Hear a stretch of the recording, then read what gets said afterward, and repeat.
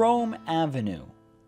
This road here at the southern edge of Miami-Dade County is commonly regarded as one of the most dangerous roads in Miami. But don't take my word for it, just look at the signs. Now this says quite a bit, given the fact that the state of Florida is also regarded as one of the worst places to drive in.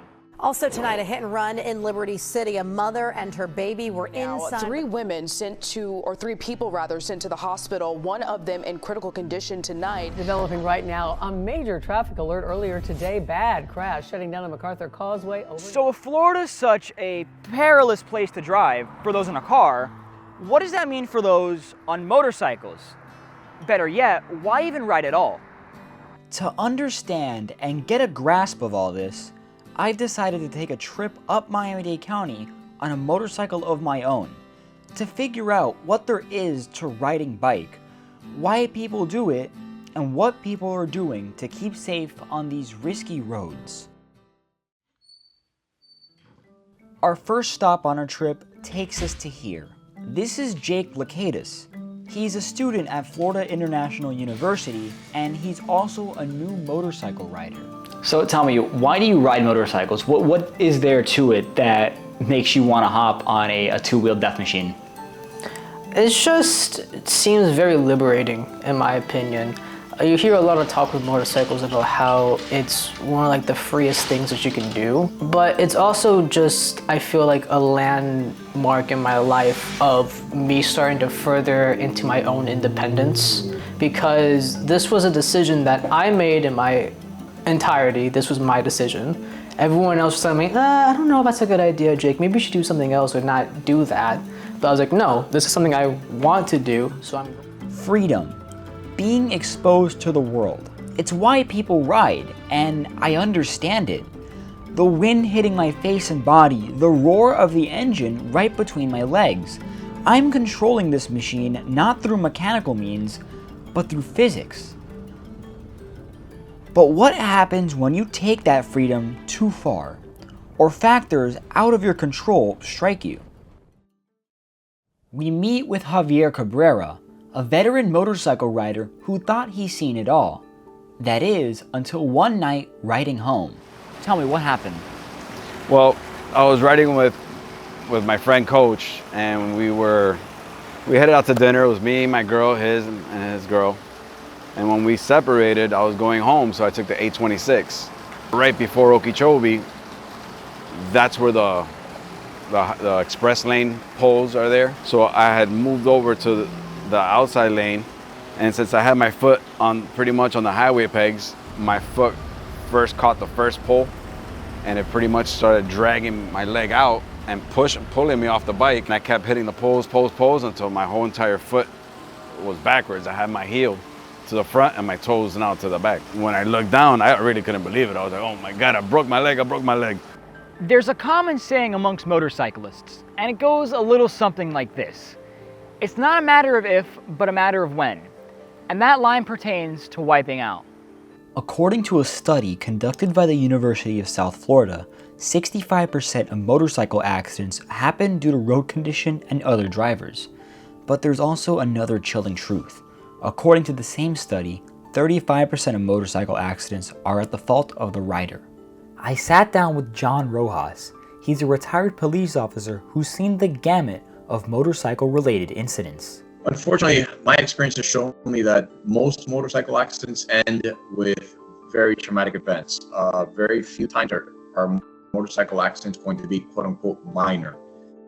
Because of the fact that there's very little physical protection when it comes to collision, the rider tends to suffer very severe injuries. So there is clothing that is specific to riding. This clothing is protective in the materials that it's constructed out of. So it will generally have some kind of Kevlar weave. It will have abrasion resistance. Boots will have metal inserts to reinforce key areas. Gloves. And then the obvious of the most important and the easiest is a helmet. While the anecdotal evidence is there and the data itself doesn't lie, what are motorcyclists here in Miami doing to keep themselves from becoming yet another statistic?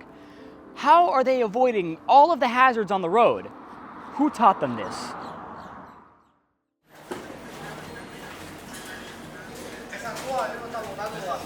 First gear, second gear, clutch, there's the entrance. This is Coach Frank Rodriguez, a passionate motorcycle instructor with one job, keeping you alive. Stop looking down. I focus more on the fun aspect. Explain. Tell me which one you like more. Page 27, shifting gears. How did that make you feel? Very boring, not engaging. So I made sure to keep it fun. It's okay to do dangerous things safely. What do? I make it more personal. Find out about you. Find out what scares you. I win your trust. Then I give you ownership. Good job. This is for you.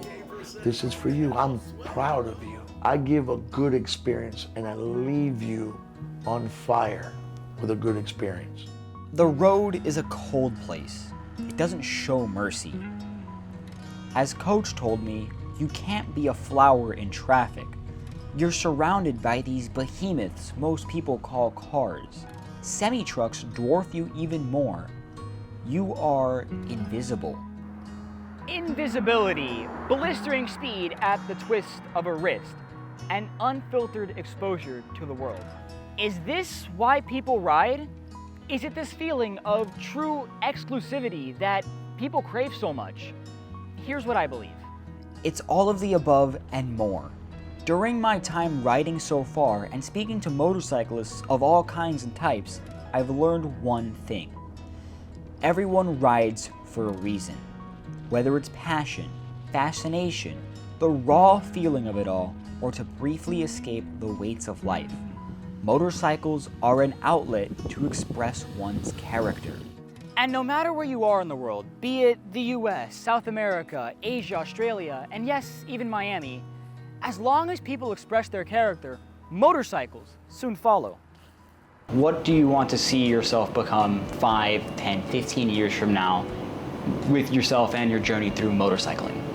Well, for right now, from here to 5 years, I plan to keep riding this one for maybe a couple more years and just really build up a kind of like experience and skill level with it. I want to become good at riding motorcycles. I mean, I'm still gonna keep teaching. You know, this is my passion, man. I love riding, dude. That's like, for me, I wouldn't be alive if I didn't do that. In the sense of how I feel. When I'm on that bike, dude, that's like, I'm really connected with it. I'm one with the bike. I want you glistening in the sun. I want your bike to be perfect. I want you to be perfect in an imperfect world. Ultimately, motorcycles are here to stay, so long as there's passion and fascination being driven behind them. But road safety, well, that's a different matter entirely. That comes down to education and environment. In order to create a safer road for all, it's going to need to be a collective effort from riders, other drivers, law enforcement, and state officials.